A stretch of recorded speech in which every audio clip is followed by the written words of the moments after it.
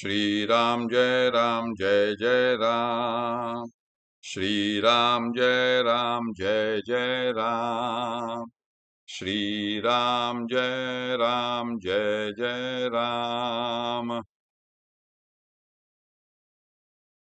ओम नमः शिवाय। ओम नमः शिवाय। ओम नमः शिवाय। युग वासिष्ठ दिवस क्रमांक 474। उपशम प्रकरण सर्ग 89। वसिष्ठ म्हणाले, रामा, वीतहव्य मुनीप्रमाणे तू आत्मज्ञ हो आणि सर्वदा राग, भय व उद्वेग यांनी रहित होऊन राहा।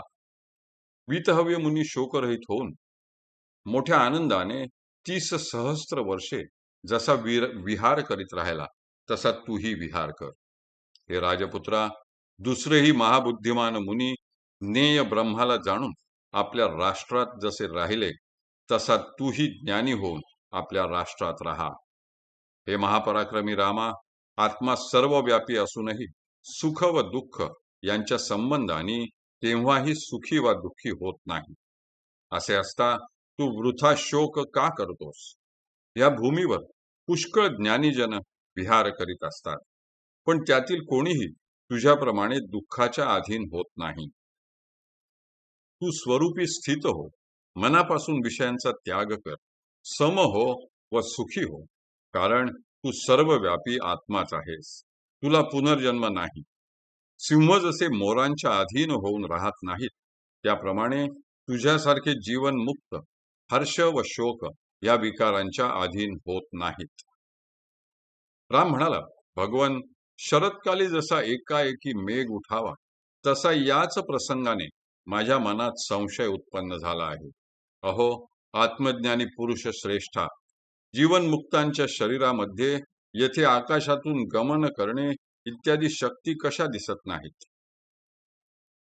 वसिष्ठ म्हणाले, रामा, आकाशातून गमन करणे इत्यादी ज्या सिद्धी आहेत त्या पदार्थांच्या सहज शक्ती आहेत असे प्रमाणाने सिद्ध होत नाही।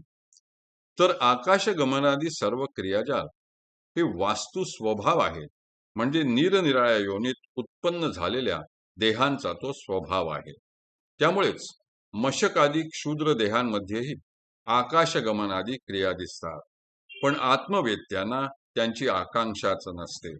रामा, आत्म्याला न जाणणारा बद्ध जीव देखील मणी, औषधी इत्यादी द्रव्यांच्या शक्तीने, मंत्रशक्तीने, योगाभ्यासादी क्रियाशक्तीने व कालशक्तीने केव्हा केव्हा आकाशातून गमन करणे इत्यादी सिद्धीस प्राप्त होतो, पण आत्मज्ञानाचा हा विषय नव्हे। कारण आत्मज्ञ हा स्वतः आत्मा झालेला असतो। आत्म्यानेच स्वतः आत्मा होऊन अत्यंत तृप्त झालेला ज्ञानी पुरुष अविद्येच्या मागे धावत जात नाही।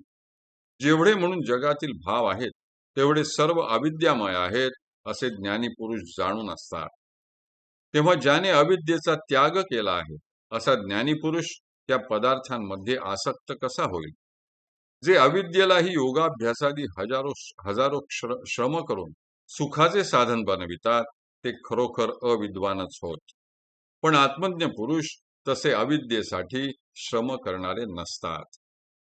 तत्वज्ञ व अतत्वज्ञ यांच्यातील जो कोणी दीर्घकाल अभ्यास करून द्रव्य, कर्म इत्यादिकांच्या योगाने यथाविधी यत्न करतो त्याला आकाशगमनादी सिद्धी प्राप्त होतात।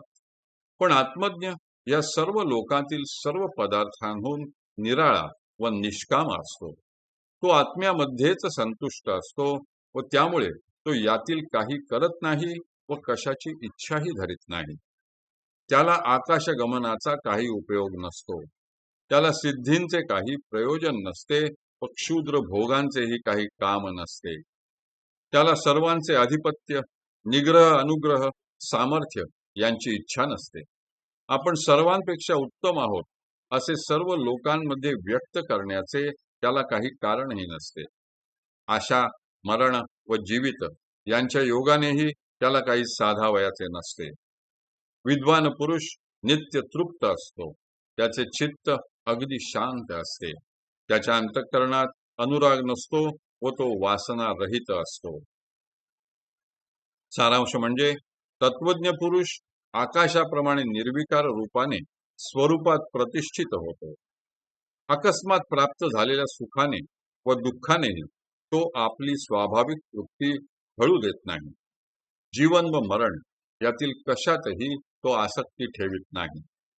समुद्र नदीच्या योगाने जसा शुद्ध होत नाही, त्याप्रमाणे तो क्रमाने प्राप्त झालेल्या अनुकूल व प्रतिकूल गोष्टींनी क्षुब्ध होत नाही. तर आत्म्याचे अखंड अनुसंधान स्वरूपार्चन करीत तो शांत राहतो. त्याने कर्म वगैरे काही केले तरी त्याला त्याचा काही लाभ नसतो व न केले तरी त्याची काही हानी होत नाही. हा ब्रह्मस्तंभ पर्यंत भूतांमध्ये एकही भूत मात्र त्याच्या आसक्तीचा विषय होत नाही. हरि ओम तत्सत. हरि ओम तत्सत. हरि ओम तत्सत.